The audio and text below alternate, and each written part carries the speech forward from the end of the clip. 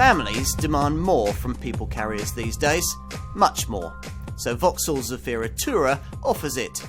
Sharp styling, taut handling and achingly clever 7-seat versatility from a shape not too big and not too small. It's everything a modern MPV should be. Buying a 7-seater people carrier used to be a frustrating process. Those in the so-called compact sector, cars like Volkswagen's Touran or Vauxhall Zafira, weren't usually quite big enough if you regularly intended to use their third rows, while those in the large class just above, models like the Ford Galaxy and the Volkswagen Touran, for example, felt too big and bus-like. Thoughtfully addressing this issue in 2006, Ford bought us this car, the S-Max, an MPV that straddled these two sectors, at the same time surprising those who thought such a vehicle could never be good-looking, could never be sporty, could never be like this, Vauxhall Zafira Tourer. If you thought the Ford was good-looking, then you're going to like this design very much indeed. From its boomerang-shaped headlamps to its blade-inspired flanks, this is less a people carrier and more an automotive bullet train. Families get state-of-the-art seating origami, enthusiasts get high-tech adaptive damping, and friends of the Earth get engineering capable of Super Mini-style emissions.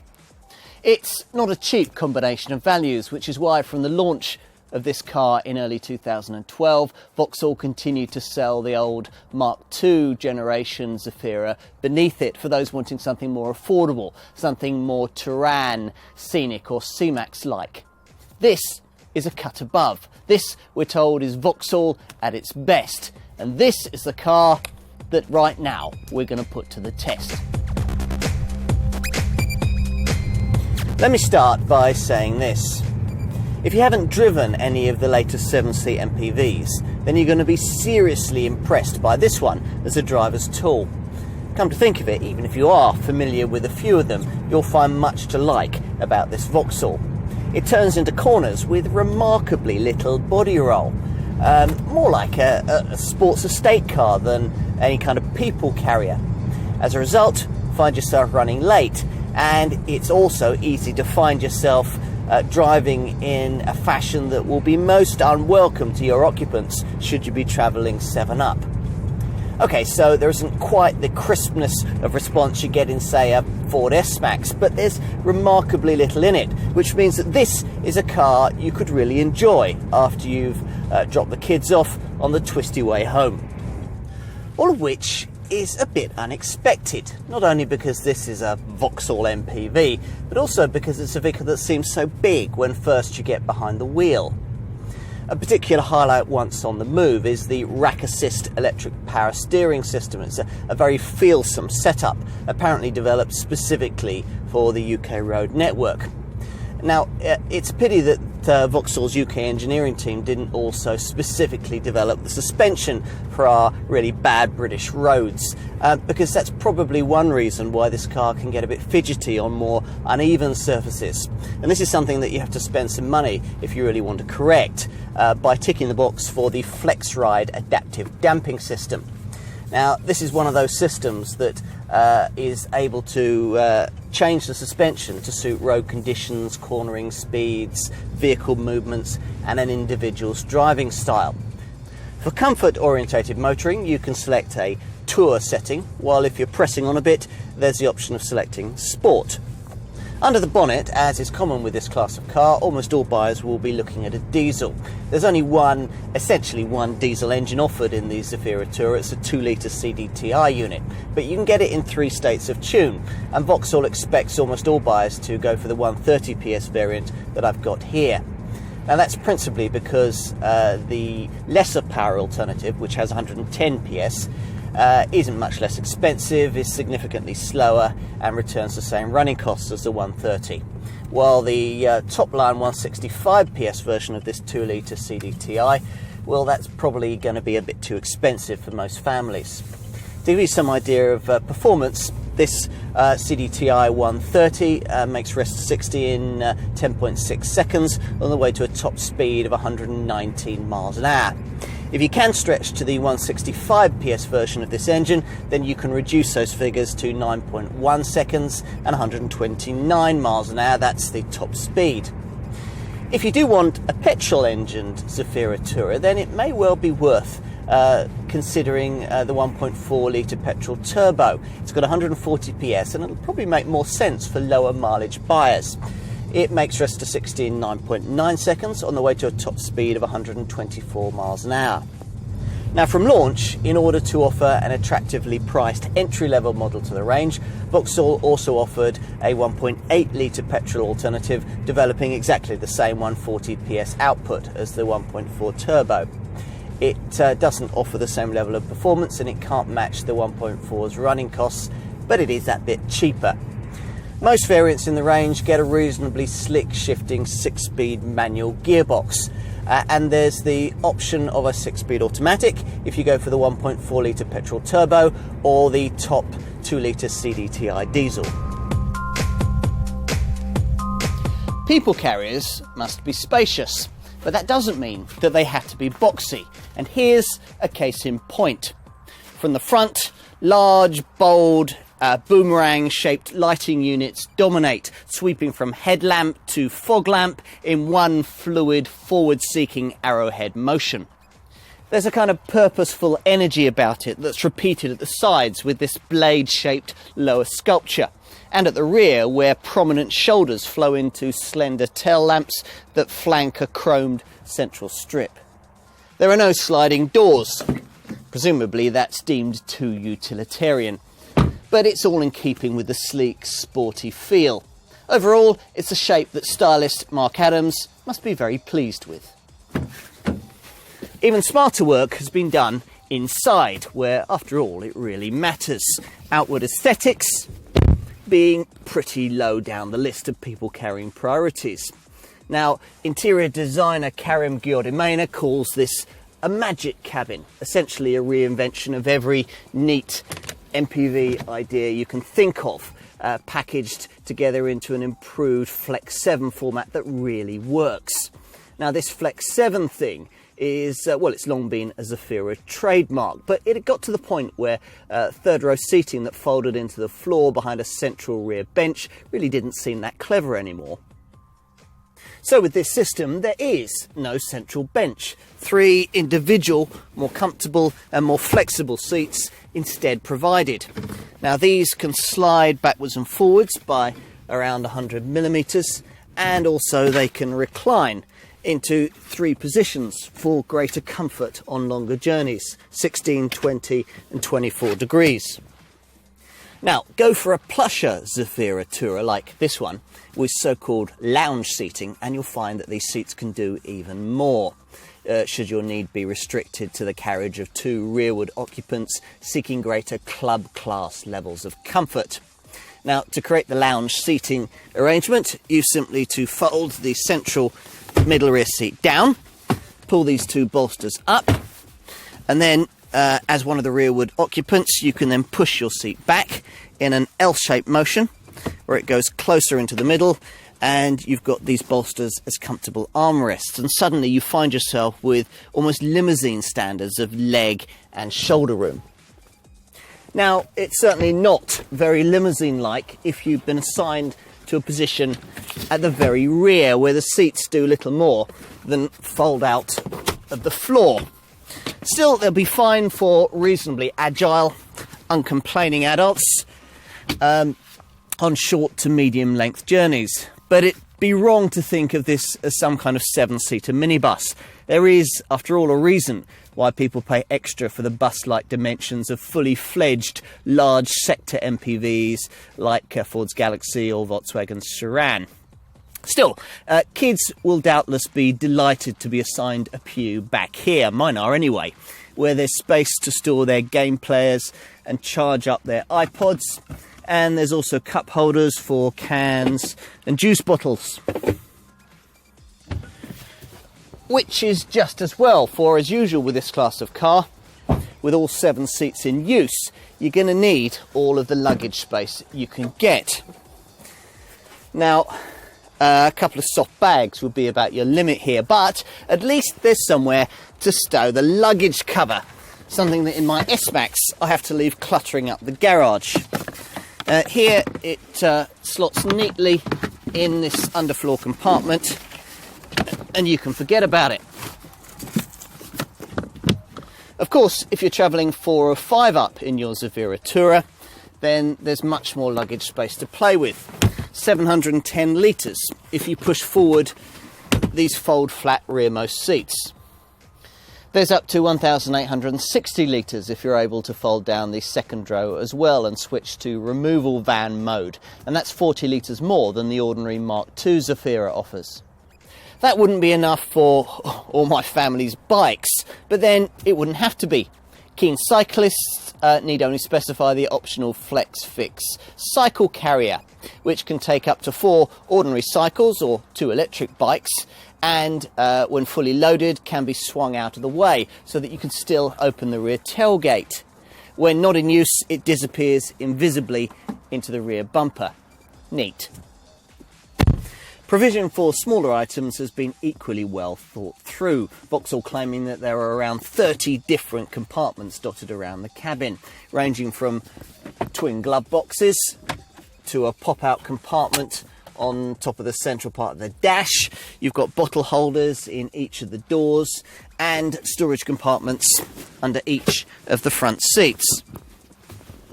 For the cleverest way to compartmentalise your motoring paraphernalia, though, you have to turn your attention between the front seats, where further up the range you'll find this, the FlexRail system. Now, as it takes up space that would normally be occupied by the handbrake, it's only offered on plusher models where that function is taken care of by this little electronic button. With that in place, you've got these polished aluminium rails along which slides a couple of modular boxes.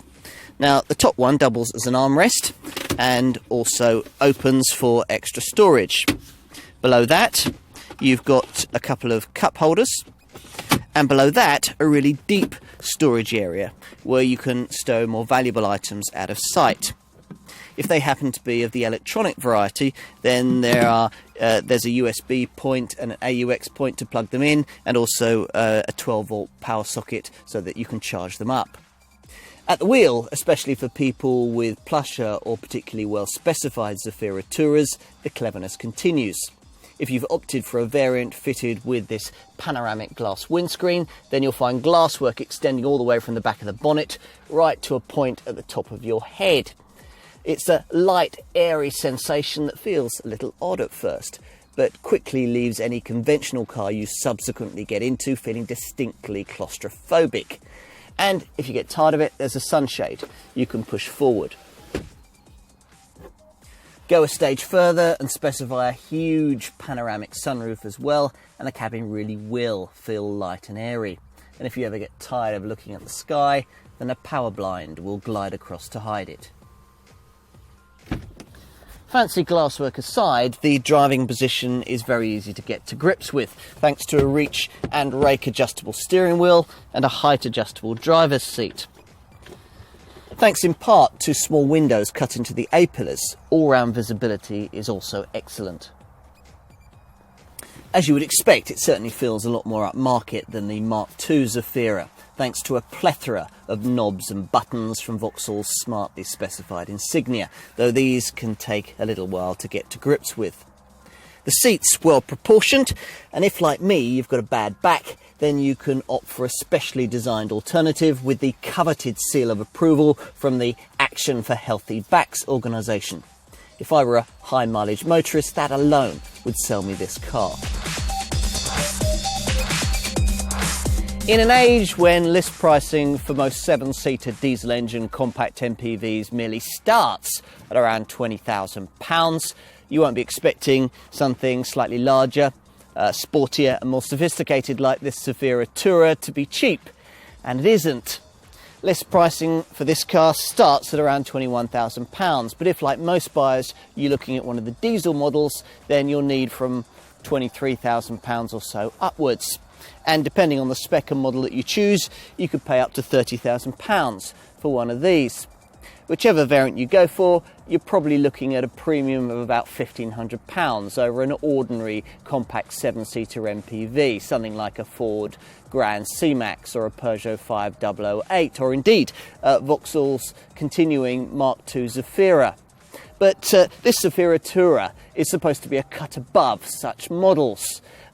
Vauxhall reckons, and it's probably true, that the only real direct competitor for this car is Ford's S-Max, which costs around £500 more than a Zafira Tourer model for model. Whichever Zafira Tourer model suits your needs, 110, this 130 PS or the 165 PS version of this Ecotec 2-litre CDTI diesel, or indeed either of the petrol options, the 140 PS 1.4 or 1.8 litre units, whichever of those you choose, you should find your car to be decently equipped. All models feature cruise control, steering wheel mounted audio controls on the 7-speaker MP3 compatible CD stereo that also has an AUX in point. You get a DAB digital radio, an illuminated vanity mirror, a rear 12-volt power socket, air conditioning, and of course the Flex 7 seating system. Most will want to pay extra for the space-saving foldable flex cover, which creates a completely level load bay and protects the backs of the seats from dirt.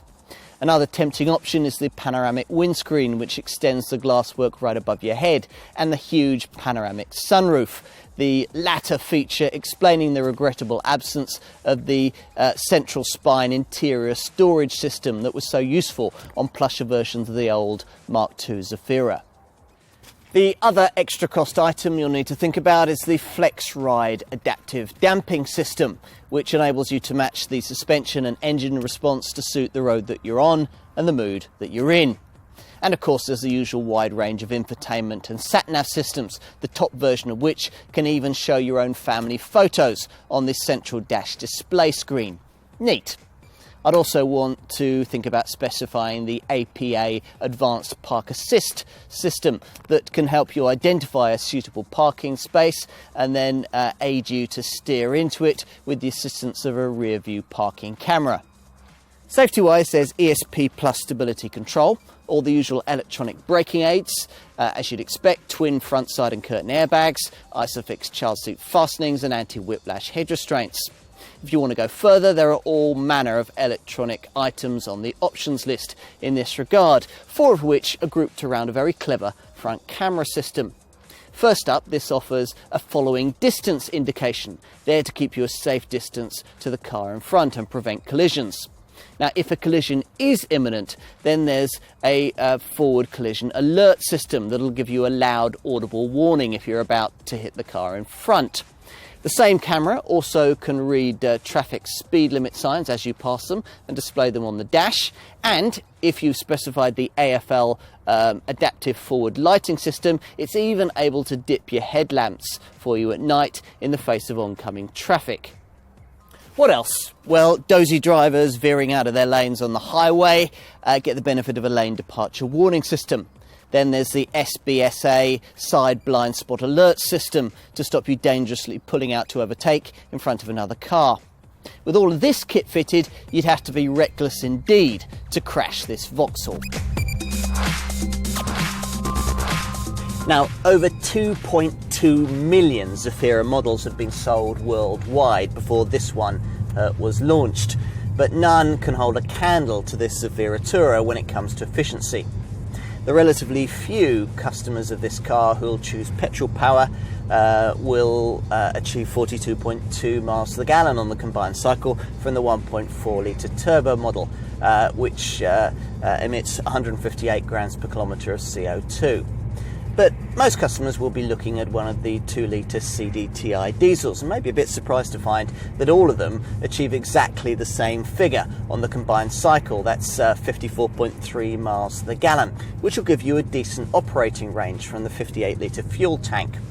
They're also all identical when it comes to CO2 emissions. They achieve 137 grams per kilometre of CO2, so they won't nail you when it comes to filling out your tax return.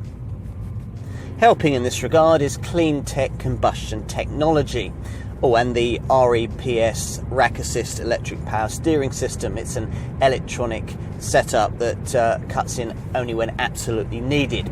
But perhaps the most significant contributor is a start-stop system that's standard on the 1.4 litre petrol turbo and on the two top diesel variants, that cuts the engine when you don't need it, when you're stuck at the lights or when you're waiting in urban traffic. Going a stage further is the 2 litre CDTI 130 PS EcoFlex model.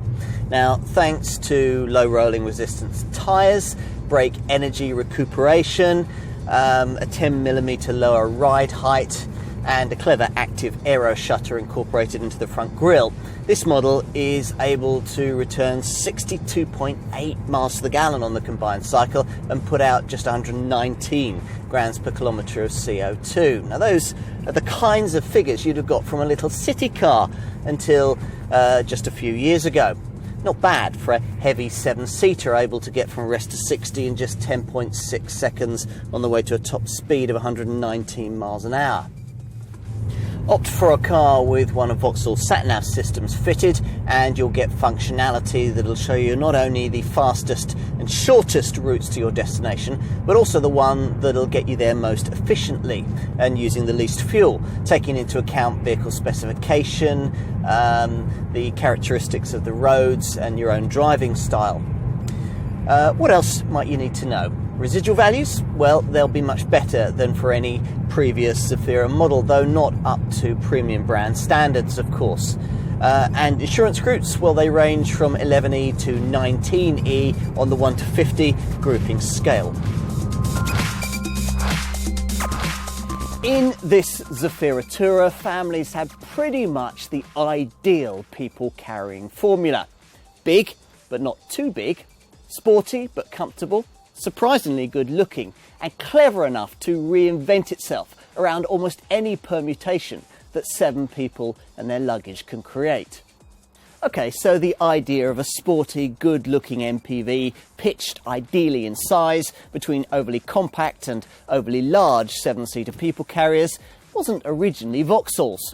Credit for that must go to the Ford S-Max. It seems on this evidence though that the Griffin brand has perfected the concept with a more ingenious interior layout, lower pricing and sharper running costs. It's arguably the best looking MPV you can buy too, though that of course is a subjective call. What's not up for debate is this Zafira Tourer's status as easily the most accomplished people carrier that Vauxhall has ever bought us. Got kids? Take it from me, you'd like one.